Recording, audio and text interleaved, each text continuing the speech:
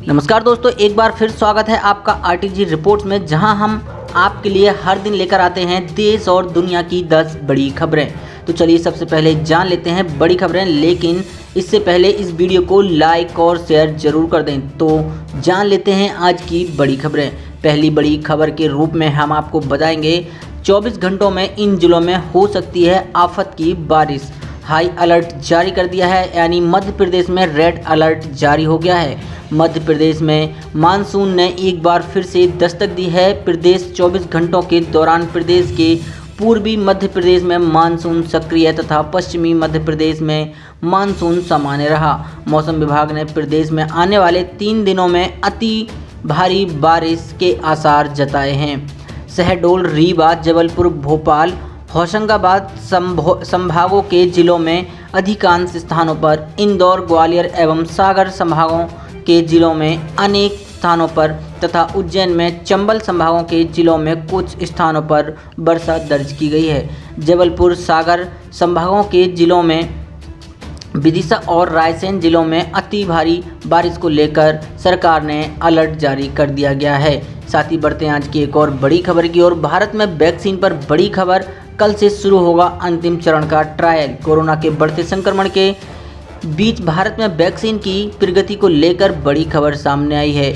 यहाँ एक vaccine human trial के अंतिम चरण में पहुँच गई है। इसमें सफलता मिलने के कुछ समय बाद वैक्सीन आम लोगों के लिए उपलब्ध होगी।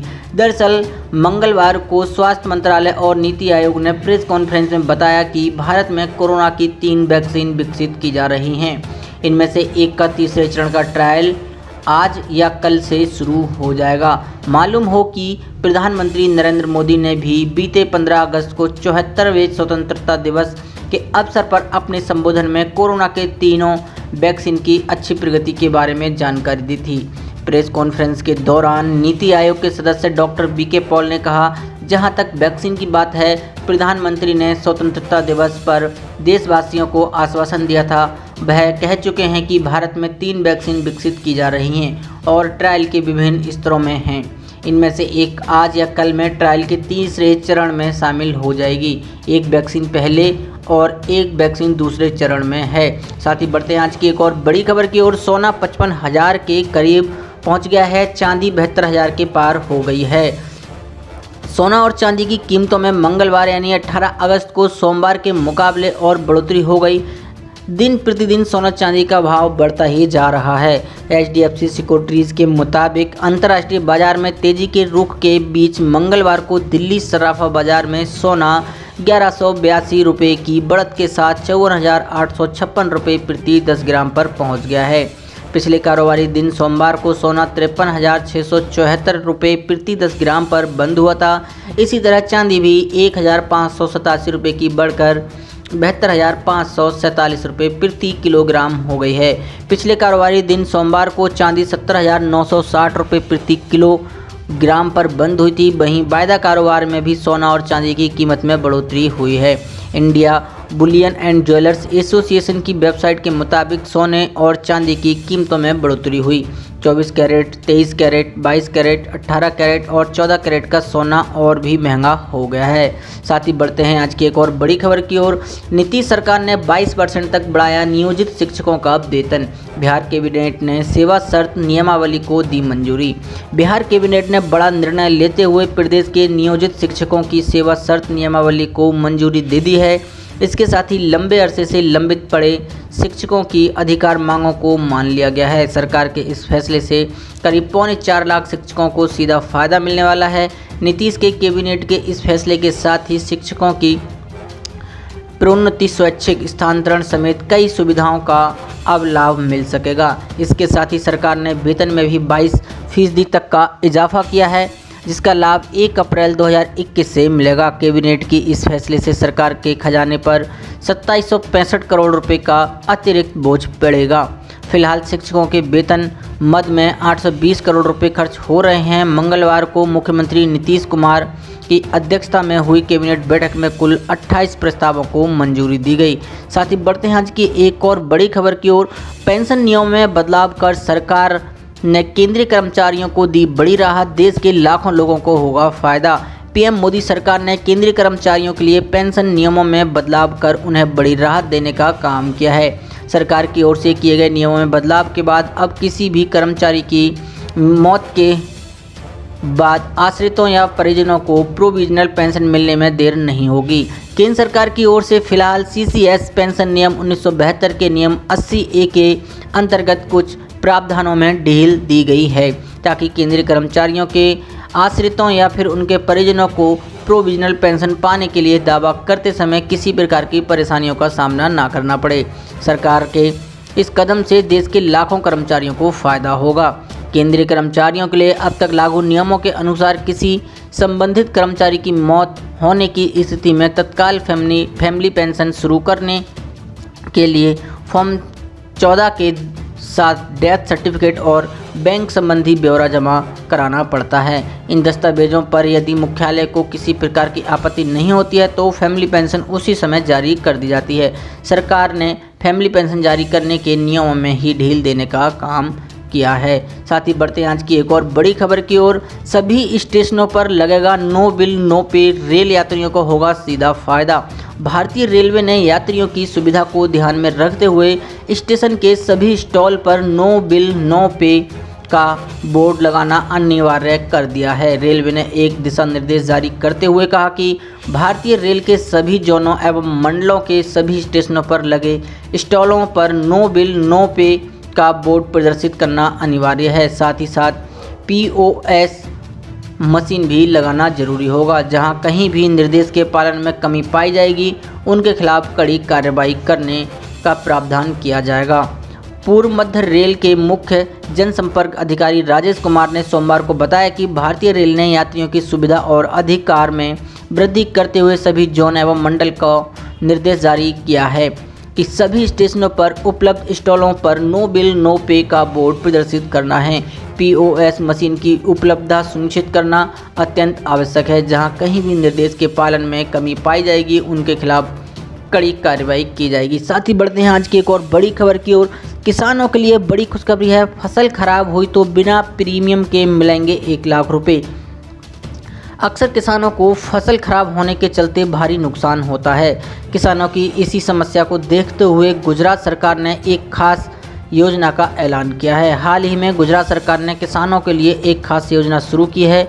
गुजरात सरकार की इस योजना का नाम मुख्यमंत्री किसान सहाय योजना है, जिसके तहत सूखे, ज़्यादा बारिश या बिना मौसम वाली बारिश के चलते फसल का नुकसान होने पर किसानों को 1 लाख रुपए तक की आर्थिक सहायता दी जाएगी। अच्छी बात यह है कि किसानों को इसके लिए कोई भी प्रीमियम नहीं देना होगा। इस योजना से राज्य के 56 लाख किसानों को फ़ायदा मिलेगा। योजना के तहत फसल खराब होने पर हर किसान को अधिकतम 1 लाख रुपए का मुआवजा दिया जाएगा। आपकी जानकारी के लिए बता दें कि मुख्यमंत्री किसान सहाय योजना प्रधानमंत्री फसल बीमा योजना की जगह लेगी।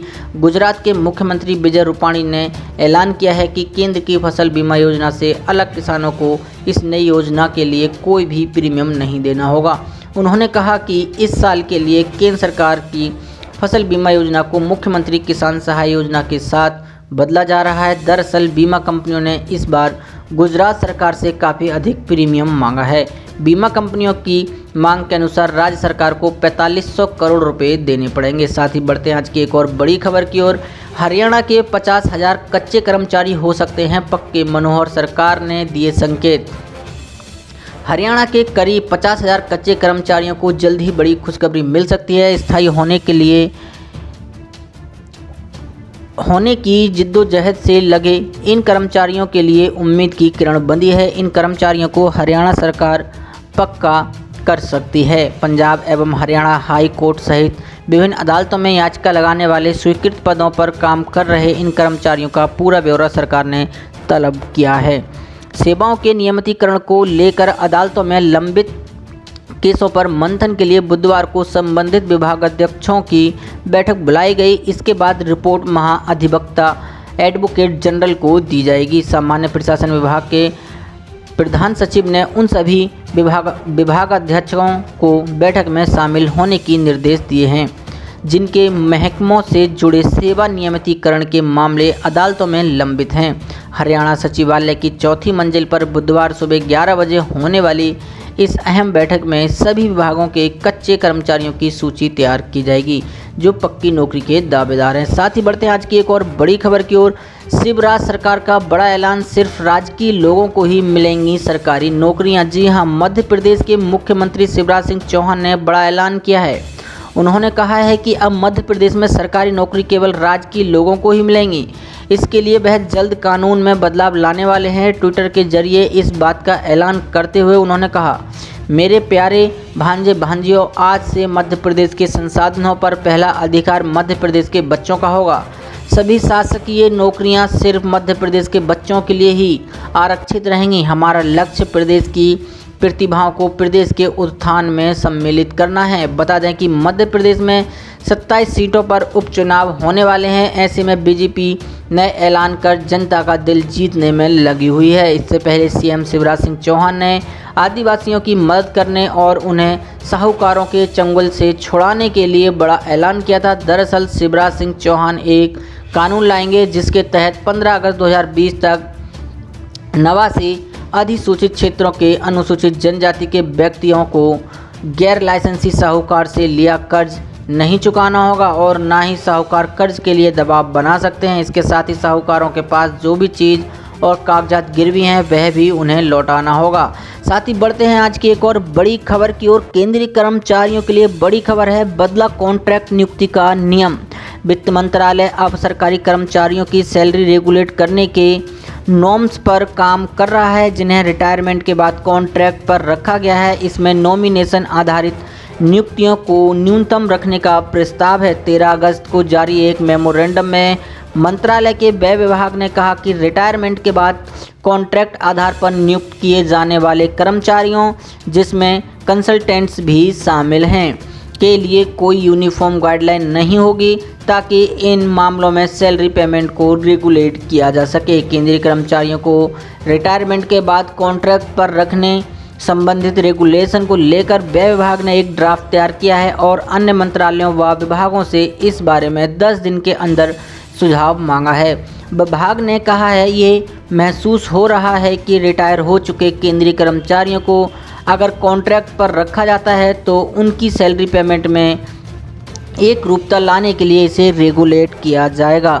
ड्राफ्ट गाइडलाइन से पता चलता है कि जो राज्य इन कर्मचारियों को कॉन्ट्रैक्ट के लिए पिछले सर्विस के मद्देनज़र नॉमिनेशन के आधार पर नियुक्त करता है, उन्हें इसे एक प्रैक्टिस के तौर पर नहीं लेना चाहिए। इसमें कंसल्टेंट्स भी शामिल हैं। जहां तक संभव हो इस तरह की नियुक्तियों को न्यूनतम स्तर पर रखना है। गाइडलाइंस में लिखा गया है, इस तरह की नियुक्तियों को आधिकारिक काम के लिए न्याय संगत मजबूरियों को ध्यान में रखकर करना चाहिए। ये देखना जरूरी है कि ये नियुक्तियां जनहित में हों या नहीं। सैलरी पेमेंट को लेकर इस ड्राफ्ट के गाइडलाइन में कहा गया है कि प्रति माह एक तय सैलरी दी जानी चाहिए। इसमें रिटायरमेंट के समय पर प्राप्त बेसिक पेंशन की रकम को घटाकर ही तय किया जाना चाहिए। इसे ही सैलरी कहा जाएगा। ऐसी बड़ी खबरों को देखने के लिए हमारे चैनल को सब्सक्राइब करें और इस वीडियो को लाइक शेयर ज़रूर करें। धन्यवाद।